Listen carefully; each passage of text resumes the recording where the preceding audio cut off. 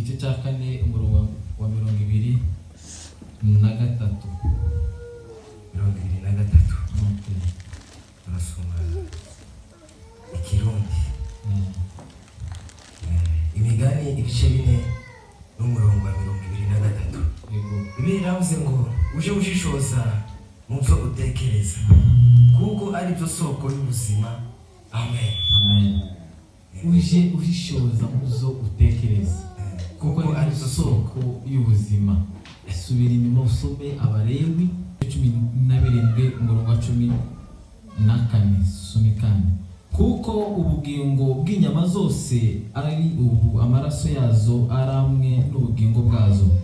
Ni nacyo bituma mbwira Abisirayeli ndimukanwe amaraso y'inyama z'uburyo bwose, kuko ubugingo bw'izo nyama zose ari amaraso yazo.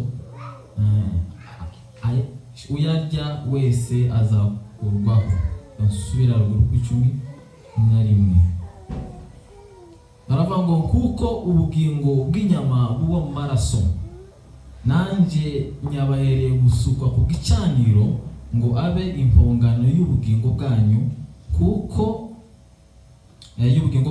kuko amaraso ariyo mpongano ahindurwa ubugingo buyarimo. Amen. Umunsi wa none ngiye ukubaganiriza hejuru y'agaciro k'ubugingo, cyangwa se icyo ubugingo maze muri twebwe. Ubugingo, iri jambo ubugingo tugize mu Faransa ndabyita ngo ni âme, mu Cyongereza ni soul, ariko mu Kirundi bakabyita ngo umushaha, mu Kinyamurenge cyangwa mu Kinyarwanda bakabyita ubugingo. Nibyo ngiye ukubaganiriza uyu munsi wa none. Gerageza cyane ugutekereza ku ijambo cyangwa se intiga ijambo. Nagerageje ugutahura icyasambuye umuntu cyangwa se icyashikiye umuntu, niza gusanga kiri muri byo Imana yabwiye Adamu. Ushize none munsi naho ndaza kumereza kuri ya etape yashindemo nganira iminsi ishize hejuru icyasambuye umuntu n'icubatse umuntu, ariko no munsi ndaza kwibanda hejuru y'agaciro k'ubugingo mu muntu. Ngerageza gutahura icyashikiye umuntu, ngerageza no gutahura icyasambuye umuntu, ngerageza no gutahura icyakijije umuntu. Ibi ngibi biri muri byo Imana yabwiye Adamu. Imana imaze kurema Adamu yarafashe imuhumekamo umwuka w'ubugingo. Hari ibindi zivuga ngo imuhumekamo umwuka w'ubuzima, ngo ahita ahinduka ubugingo buzima. Ahubwo ni mu Itangiriro 2:7. Imana imaze guhumekamo Adamu ahita yakira icyo bita ubugingo.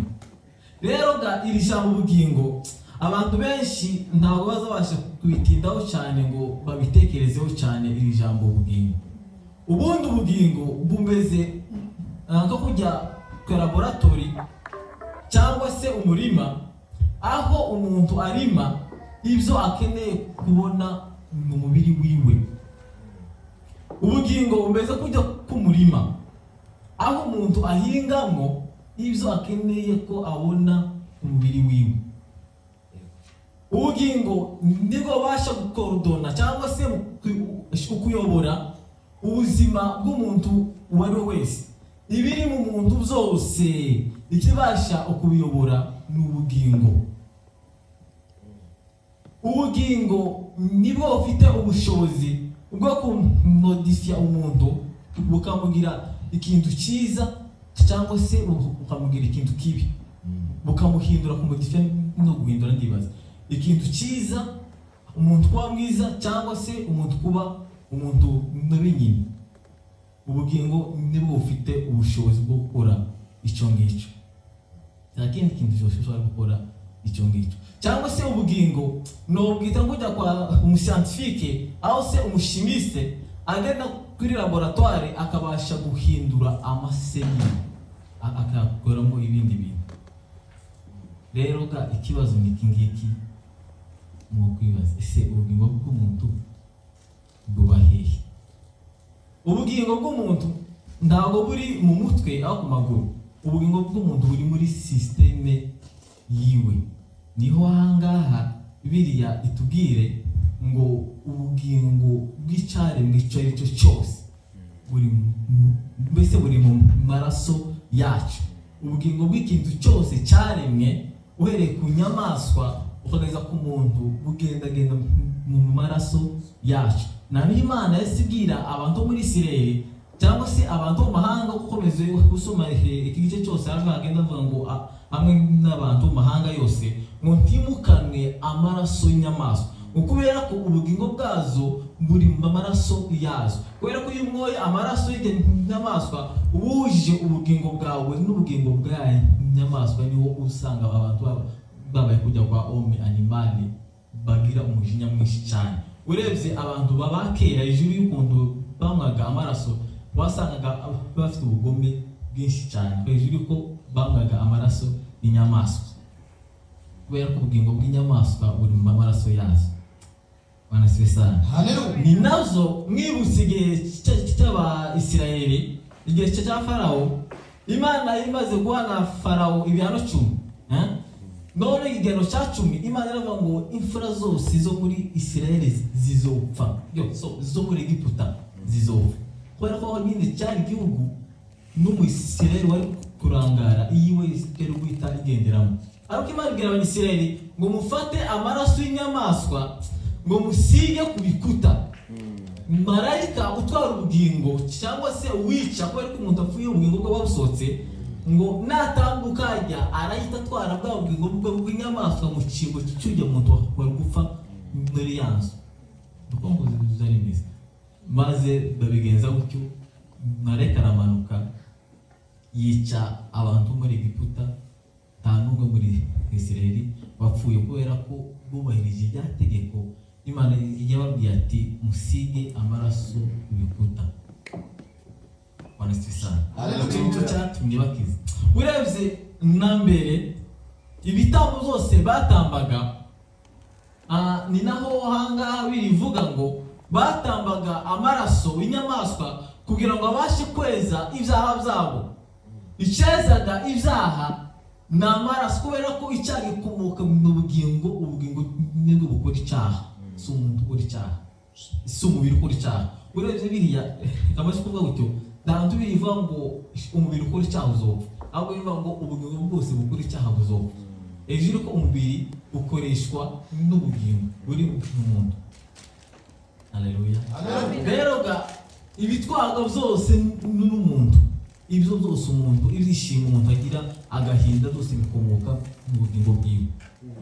Imana rero ga kera ugasanga barimo batamba amaraso mu cyimbo icyo kubafasha mbese koza ibyaha byabo, kubera ko amaraso arimo ubugingo bw'inyamaswa, akaba batamba mu cyimbo cyo kweza ubugingo bwabo.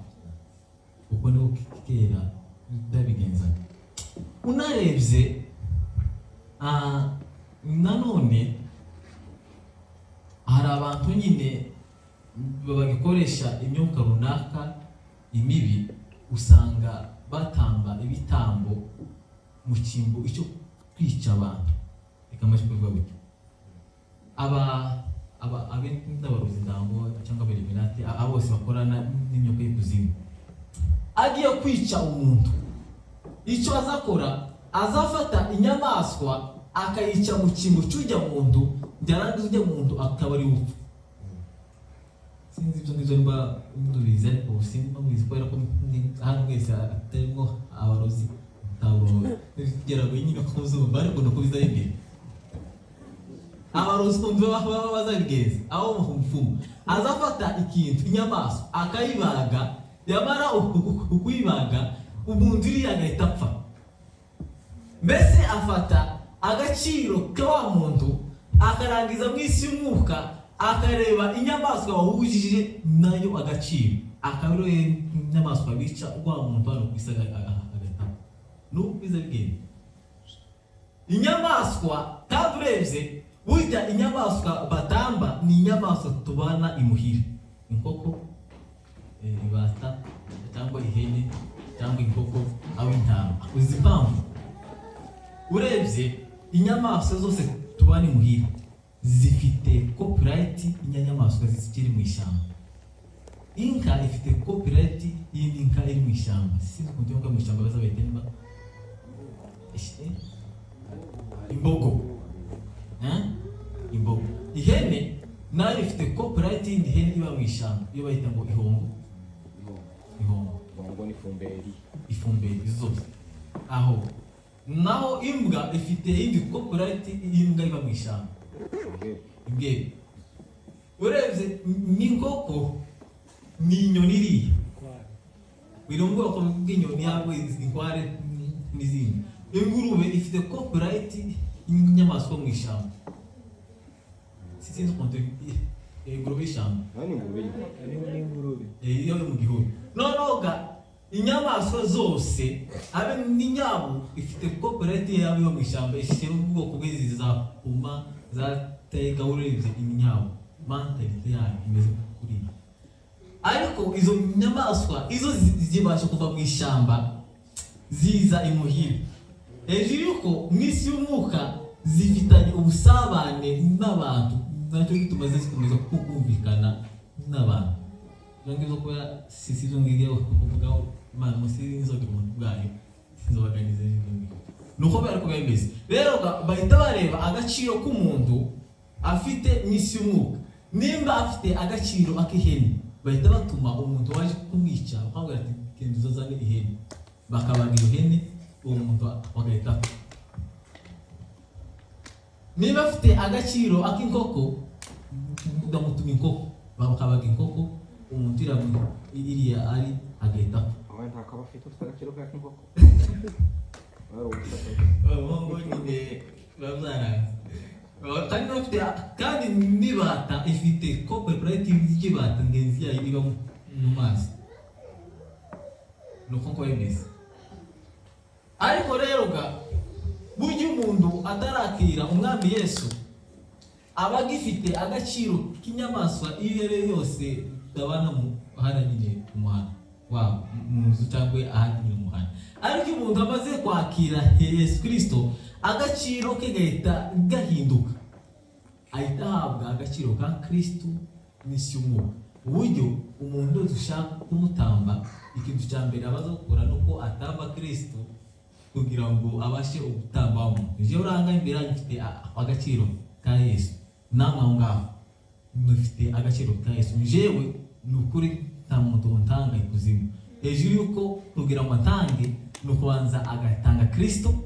Kubera ko jewe singiriho, bivuga ngo narapfuye fana mubona Kristo, tuzuke zukana mubona Kristo. Sije uriho, ni Kristo uriho kuzanje. Izo nkora zose nibi wabona, sije ubikora mbikoreshwa mubona Kristo. Urumva ngo ni Kristo uriho muri jewe, sije uriho. Rero umuntu wese utegeza kuntamba ikuzimu ni ugufata Kristo akamutamba. Narangiza je hano muri isi ingapfa kuko Kristo atagipfuye, naje singipfuye. Rero tubwizo mushira ubwoba wakiri Kristo wese afite ubuzima bwa Kristo, ntawo basha gutanga ubuzima bwe ngo mbese kuko jya babaza batamba abantu kuzimu babasanga ngo umuntu atanze se atanze nyina. Jewe aho mwacu kibari hano babaza gende kuzima je kuntanga bazosigarayo bonye sibi cyane sigara bicaye uzogende kuntanga azosigarayo wenyine iri jewe ndanga kubera ko ubuzima bwaje bwaregeke. Nacyo gituma ari rimwe icyongereza ngo set your mind there above, ukubera ko ubuzima bwanyu ngo mbese mu setting ibitekerezo byanyu biri mu ijuru, ukubera ko mwarapfuye ngo kandi ubugingo bwanyu bikanye mu na Kristo mu Mana. Urumva rero no gusetting ibitekerezo mu ijuru, kubera ko ubuzima bwanyu buririya mu ijuru, ndi umwana ishobora bwawe bw'Imana. Haleluya sana. Rero kubwizo ngizo amaraso niyo abasha kweza ibyaha. Amaraso ya Kristo biriya Baheburayo eka twasome fata Bibiliya igice cya 9 umurongo 22. igice cya 9 n'umurongo wa 22.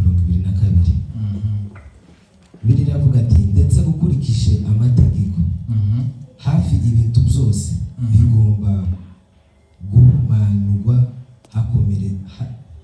hakoreshejwe amaraso kandi hatamenywe amaraso ntahabaho kubahirirwa ibyaha hatamenetse amaraso ntabwo hobaho kubahirirwa ibyaha. Soma 10:4 aho nyine bahiburayo 10:4. Bibiliya iravuga ati erega amaraso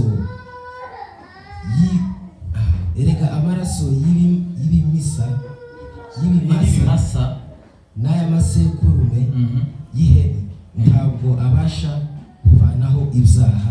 Amen. Simbuka ku murongo wa 19 aho nyine ku gice cya 10 umurongo wa 19.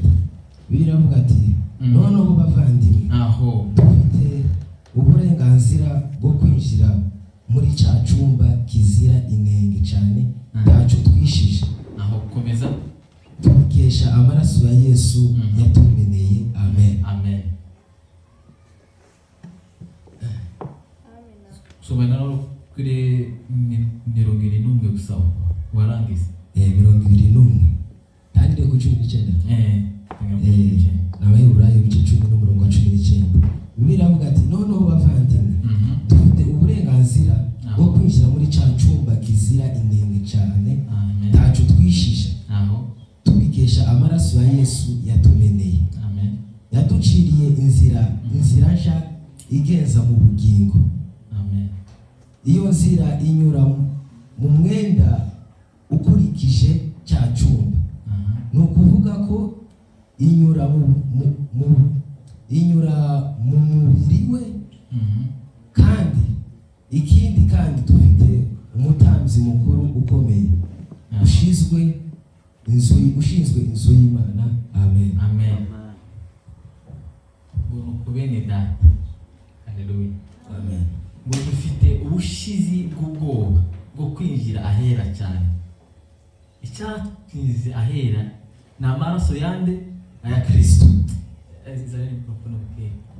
Amaraso ya Yesu yakoze ikintu gikomeye mw'isi y'abizera.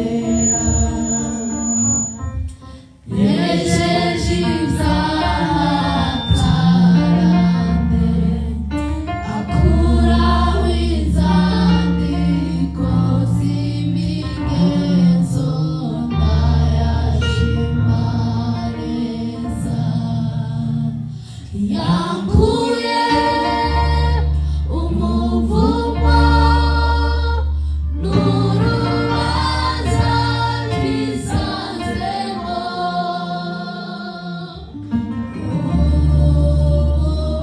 Turabana be bazire.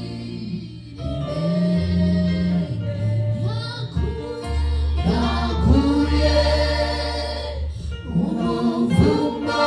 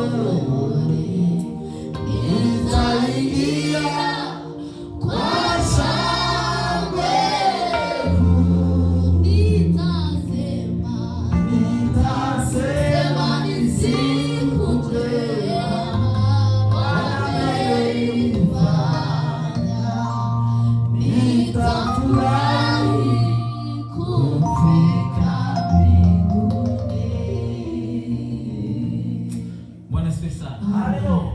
Imigani igice cya 4 umurongo wa 23 hari ibintu by'icyongereza nasomye iravuga ngo be careful, protect your mind, ngo because your life is shaped by your thought, ngo uragabe mu Kirundi uramenye ngo urinde ibitekerezo zawe ngo kurusha ibindi byose urinda. Your life is shaped, ubuzima bwawe buhabwa iforoma biciye mu zo utekereza. Hari kimwe Imana tuyibeshera ugasanga na Shetani ugasanga abantu barimo kumubeshera. Ubuzima bwawe buhabwa iforoma, buhabwa ishusho bivanye mu zo urimo utekereza. Ubundi abantu benshi twatinze mu amashuri akaba bimwe atubeshe kandi hejuru tubeshe kirekire cyane bitabindi kukuri. Burya ibitekerezo z'umuntu ntabwo biri mu bwonko bw'umuntu. Twigishijwe yuko umuntu ibitekerezo bye biri mu bwonko bwiwe. Ugasanga twigisha cerveau niyo ituma umubiri ugira equilibre. Ugasanga bigisha ikindi bice by'ubwonko bakavuga ngo inere niyo ituma sensitive n'ituma umuntu amera gutya, bakavuga ngo ishiringibi, bakavuga ngo ari ibindi bituma umuntu yumva nyine nk'inani kirari sinzi bari aho gukunda ikintu nyine ugasanga bavuga ati ni iki gice cy'ubwonko ariko suko bimeze. Ibitekerezo z'umuntu biri mu bugingo bwe muri ame yiwe, aho niho habitse ibitekerezo by'umuntu. Wana stressana izogorana kumvikana kuko twakuze twiga yuko umuntu atekereza biki mu bwonko, suko nguko izogorana kumvikana ariko akambasha kubumvisha mwana munabuzuva. Imana ire mu muntu yaremye umuntu mu mukungugu, imuheza ingingo zose iz'umubiri, umutima n'ubwonko n'amaguru n'amano zose muzi ku muntu. Niyo umuntu apfuye bya bice byose by'umubiri biba bihari, ntacyo umuntu wabuze. Siko bimeze ari sisinivu nuko nguko aba afite ingingo zose z'umubiri, ntacyo umuntu wabuze. Ariko biri yasi itubwira mu itangiriro ngo Imana imuhumekamo umwuka w'ubugingo, umuntu ahinduka umuntu muzima, atangira gutekereza, atangira no gukora ibintu zose biciye mu kumuhumekamo umwuka w'ubugingo. Bwa bugingo busohotse umuntu ahinduka cya kibiri kandi kijya kibiri ntabwo cyo functiona kidafite ubugingo. Bishaka kuvuga ko izo umuntu atekereza pensée afaze lo davuga ni la pensée de l'homme si se trouve kandi dans leur âme. Dans leur âme, mais la pensée de l'homme izo umuntu aba yumvira byose se trouve dans leur âme. Dans son âme. Igifaransa kirarangira. Aho niho hari ibitekerezo by'umuntu. Umuntu atekereza zose by'izishimo z'ubugome no kuja guka no kumanuka no kuja mu ntegeke biri mu mushaha wiwe.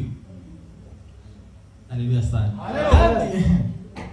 Burya abantu babayeho abasirikare atanduraza kumva. Iyo umuntu arashwe warangiza ababo ishe bakomeza kumwereka ibyiza biri imbere, hari igihe umuntu atinda gupfa. Niyo bamubiza courage tuzota imwira ufite abana batatu wabyibagiwe, umuntu azahita atekereza abana mbese wa mushaha wiwe yahaga yiwe itira akagufokasinga kundu umbiro wayipfa igeta itangira kucyumvira babana nonoga mbwira babana ntabwo umuntu kandi abagipfuye atinda gupfa. Nuko nyine abigize baho mu ishyamba izi ngizo barabizi iyo bakomeza kumukuraje ati ubwiye gupfa ufite abana batatu mu bugoro nazaba ibyumviro byo bita bihindukire bikaje ku mugoro akavuga ati sinopfa umugore wanje utangiye kandi kumubona ya ame y'ibeta ifokasinga kuri cya kintu ugasanga ntagipfuye ahubwo ahise akomeza kuba muzima. Ibizokwereka ko ame y'umuntu ibizokora koko ibitekerezo umuntu bitaba mu mutwe baguri ame uzorebe yose usinziriye ntawe utekereza uburyo asisinziramo naragerageje kenshi nkavuga ati none n'umunsi ndaza gutekereza ukuntu sinzira ninsinzira ugenda bavuga ati namenye ko sinziriye naragerageje sinzi amenye igihe sinziriye nuko abinama sikubiza mbere uzoheruka gusa umenye ko wasinziriye wicuye mugihe wicuye ahubwo no kuzamenya ko wasinziriye abandi ugasanga ufite telefone gutya mu ijoro nimba ari gukora samba avugisha umuntu cyangwa se akora ibindi bintu akaba arimanika kandi kereguze 2,000